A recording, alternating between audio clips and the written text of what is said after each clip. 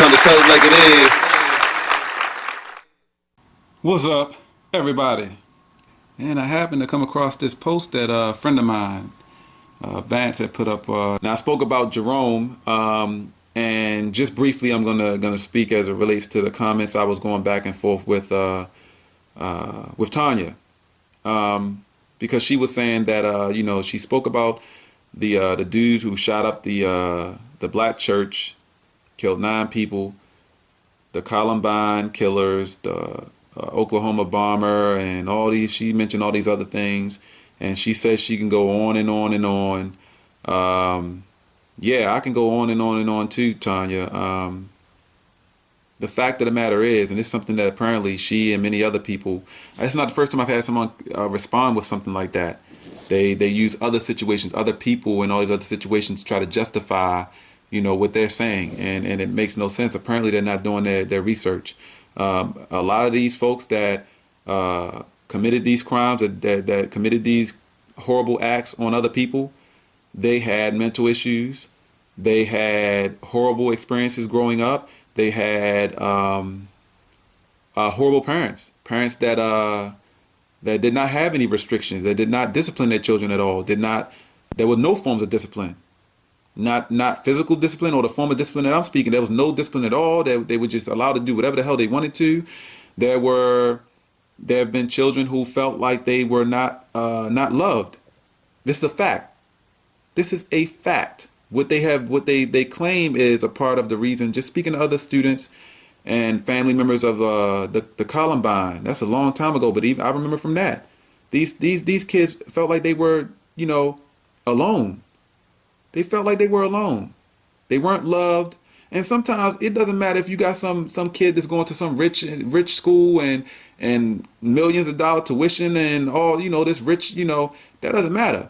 You got to understand, sometimes these parents are making all this money and they're working hard and they're busy all the time, and they're not spending no time with their kids, and these kids, that has an effect on the child. Again, to everything I've been saying all this time, people.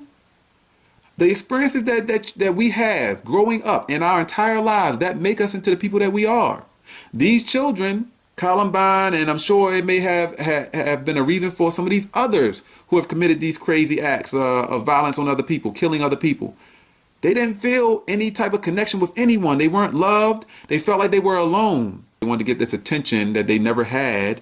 You understand what I'm saying? I'm telling you, that's why, again, I spoke about love. Most people want to just get that death grip on physical discipline, and that's it. Let that shit go. Let it go. I truly and honestly feel, and this is something I said earlier in the video that I was going to share by the end of the video, I truly and honestly feel that just like I spoke about condition, I said that word a lot in this video, condition, being conditioned. I truly believe that physical discipline is something that so many black people just refuse to let go and refuse to not see as a necessary form of discipline because of hundreds of years of slavery. Call me crazy, say what you want, but it makes perfect sense. It's perfectly logical if you ask me. For many, many years, that is what we've known. That's all that we knew for hundreds of years. You act up, you do the wrong thing, you don't listen, you don't whatever, not following the rules, not being obedient, your ass gonna get whipped. You might get your foot cut off if you try to run away. You will get boiled. You will get, there's horrible things. There's so many extremely horrible things that were done to our black people during slavery. You will get that cat o' nine tails. Do your research, people, if you don't know what the fuck that is. Bottom line, as it relates specifically to what I'm speaking about right now and the thought process, not knowing how the child is going to receive different things, because we don't know how their brain has taken all of what it's taken in up until that point. We don't know, unfortunately. We as parents, the responsibility is on us. We as parents should be making the very best effort possible to shower our children with only the best, the most positive things.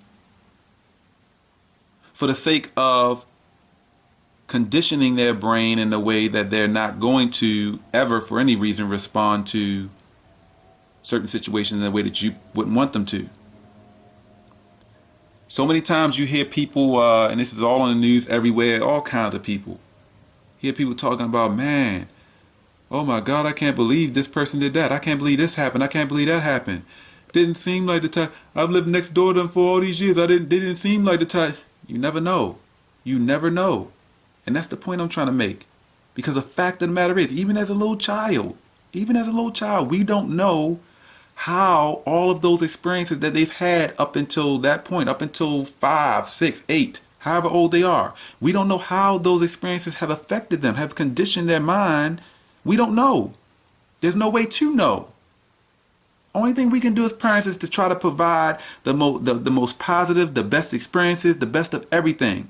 Everything good, everything positive, everything that our child needs to grow up to be the best person possible. Physically disciplining your child, inflicting physical harm on another person is not something that we should be wanting to do. That's why logically it's fucking wrong. Now watch people continue to defend the shit. Some people may think that I'm being extreme by mentioning the whole slavery thing or comparing it. I'm not comparing it. I'm telling you there's perfectly logical evidence that supports exactly what I'm saying. We have been conditioned because of slavery. We have been conditioned to think and feel a certain way as it relates to physical discipline. That's what happened to us for hundreds of years. Okay, like this old lady in this news clip,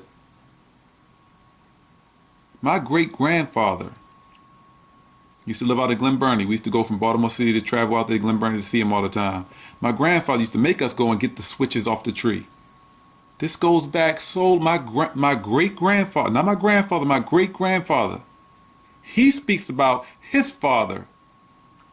The same method of physical discipline. Whipping you with a little switch. Tear the little leaves off and the smaller little branches. Get the little switch. Tell me something. When we flexing that daggone switch back and forth, whipping it around and getting hit with it, what does that resemble? What does that resemble? A fucking whip. A whip? Yes, a whip. Like slavery?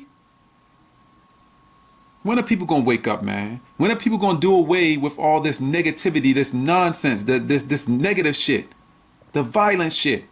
The shackles are cut. The chains are off. We are no longer slaves. Let this shit go. Stop with the physical discipline.